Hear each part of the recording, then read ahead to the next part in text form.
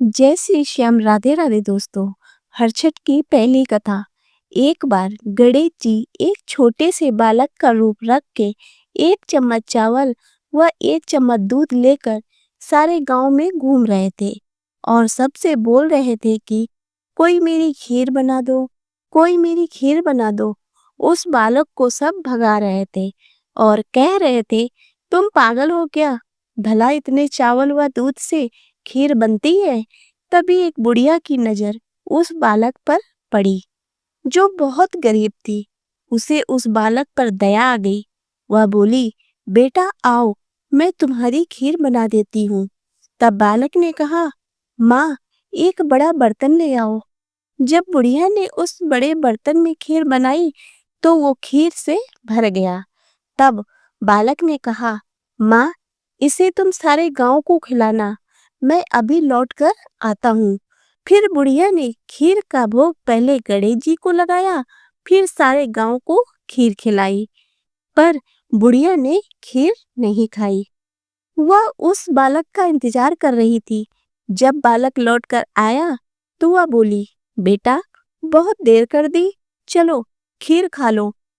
तब वह बालक बोला, माँ, मैंने तो खीर पहले ही खा ली थी, जब तुमने बोला था गणेश जी भोग लगाओ। बुढ़िया को समझने में देर न लगी कि ये बालक साक्षात गणेश जी हैं।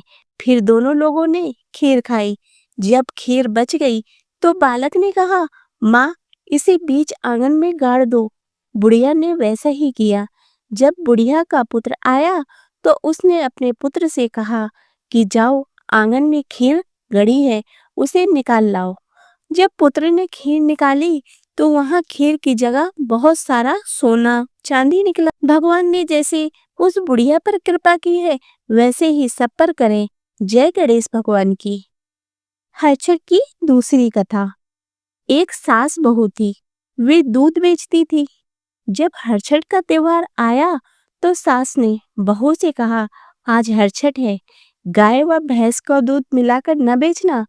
पर बहू लालची थी, उसने सास की बात पर ध्यान न दिया और गाय व भैंस का दूध मिलाकर सबको दे आई और सबसे कह दिया, ये केवल भैंस का दूध है। जब घर आई तो उसने देखा उसका बेटा हल के नीचे दबकर मर गया है। तब सास ने बहू से कहा, मैंने मना किया था पर तुमने मेरी बात नहीं मानी, इसीलिए ऐसा हुआ है। अब तुम सबके घर जाओ और सबसे कहो कि कोई भी उस दूध से पूजा न करे। फिर बहू ने सास की बात मानकर वैसा ही किया। फिर वापस आई तो उसने देखा उसका बेटा खेल रहा था। हर्षद की तीसरी कथा। सास बहुएं थी। सास खेतों में काम करने जा रही थी तो उसने अपनी छोटी बहू से कहा, आज हर्षद है, इसीलिए धान महुआ उबाल लेना और ठुगरिया मुगरिया चूल्हे में लगा देना। बड़ी बहू के बच्चों का नाम धान महुआ था और गाय भैंस के बच्चों का नाम ठुगरिया मुगरिया था। छोटी बहू सास की बात सही से न समझ पाई और उसने जेठानी के बच्चों को उबलने के लिए रख दिया और गाय भैंस के बच्चों को चूल्हे में लगा दिया।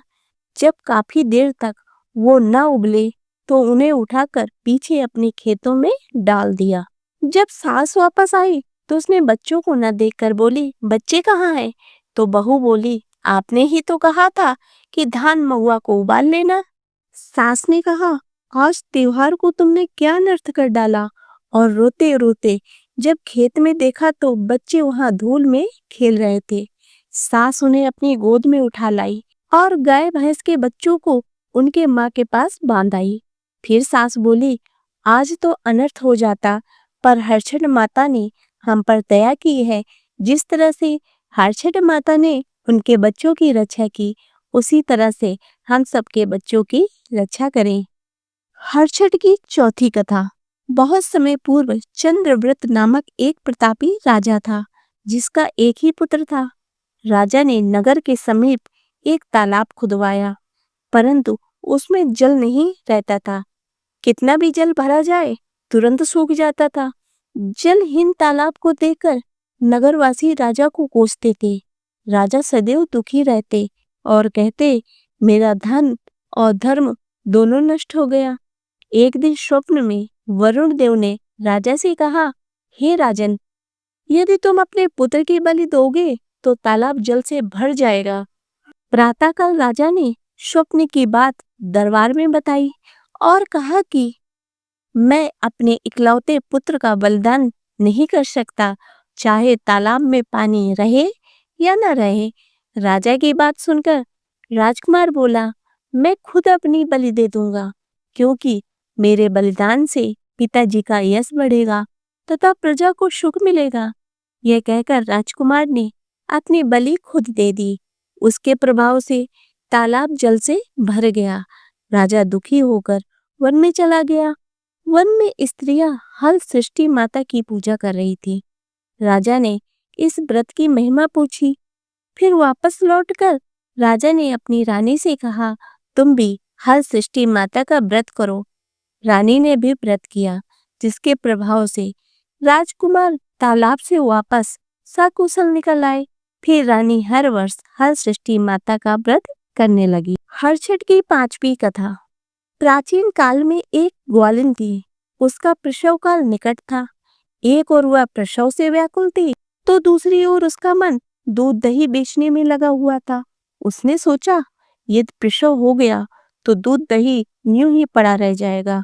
यह सोचकर उसने दूध दही के घड़े सिर पर रख और बेचने के लिए चल दी। किंतु कुछ दूर पहुंचने पर उसे असहनीय प्रसव पीड़ा हुई। वह एक झलबेरी की ओट में चली गई और वहां एक बच्चे को जन्म दिया।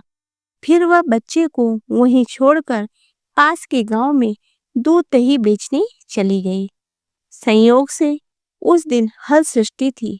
गाय और भैंस के मिले दूध को केवल भैंस का दूध बताकर उसने सीधे साधे गांव वालों को बेच दिया था। उधर जिस झरबेरी के नीचे अपने बच्चे को छोड़ा था, उसके समीप ही खेत में एक किसान हल चला रहा था। अचानक उसके बैल भड़क गए और हल की नोक शरीर में घुसने से वह बालक मर गया। इस घटना से किसान बहुत दुखी हुआ। फिर भी उसने हिम्मत और धैर्य से काम लिया। उसने झरबेरी के कांटों से ही बच्चे की चीरे पेट में टाके लगाए और उसे वहीं छोड़कर चला गया। कुछ देर बाद ग्वालिन दूध बेचकर वहां आ गई। बच्चे की ऐसी दशा देखकर उसे समझने में देर न लगी कि यह सब उसके पाप की सजा है। वह सोचने लगी, यदि मैंने झूठ बोलकर गाय का दूध न बेचा होता और गांव की स्त्रियों का धर्म भ्रष्ट न किया होता तो मेरे बच्चे की यह दशा न होती। फिर उसने जिसको जिसको मिलावटी दूध बेचा था उससे क्षमा मांगी। तब गांव की स्त्रियों ने रहम खाकर उसे क्षमा कर दिया और आशीर्वाद दिया। जब वह पुनः झरबेरी के नीचे पहुंची तो उसने देखा उसका बच्चा जीवित अवस्था में पड़ा है। फिर उसने प्रण किया कि वह कभी भी झूठ नहीं बोलेगी। हरछठ की 6ठी कथा। एक बार किसी नगर में देवरानी व जेठानी रहती थी। जेठानी का नाम तारा व देवरानी का नाम विद्यावती था। तारा उग्र स्वभाव की थी तथा विद्यावती अति दयालु थी। एक दिन दोनों ने खीर बनाया और खीर को ठंडा करने के लिए आंगन में रख दिया। तभी तो कुत्ते खीर खाने लगे।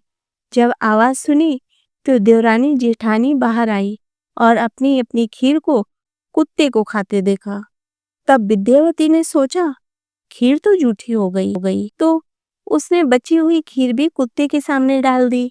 पर तारा ने दूसरे कुत्ते को पकड़ के एक कमरे में बंद कर दिया और बहुत मारा।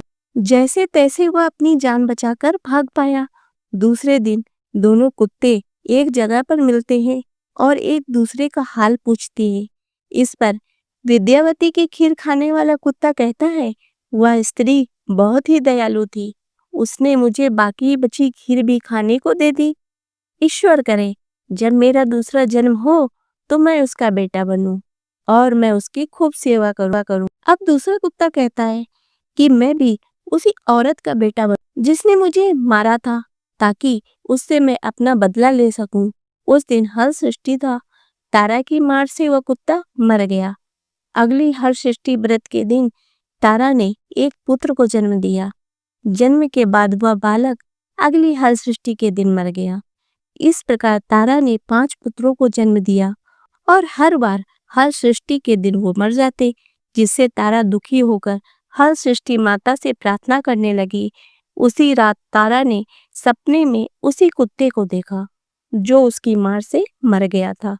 कुत्ते ने तारा से कहा, मैं हर बार तुमसे बदला लेने आता हूँ और मर जाता हूँ और पुनः फिर आता हूँ। जब तारा ने क्षमा मांगी तो कुत्ते ने कहा, तुम हल सृष्टि का व्रत करो। फिर तारा ने व्रत रखा, जिससे उसे दीर्घजीवी संतान की प्राप्ति हुई। इधर विद्यावती ने भी एक सुंदर व सुशील पुत्र को जन्म दिया।